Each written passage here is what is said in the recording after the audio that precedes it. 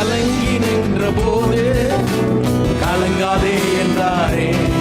நான் தனித்து நின்ற போது நான் இருக்கிறேன் என்றாரே.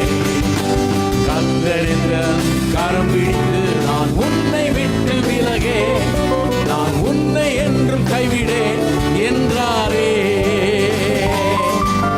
கர்த்தர் என்ற கரம் பிடித்து நான் உன்னை விட்டு விலகே, நான் உன்னை என்றும் கைவிடேன் என்றாரே.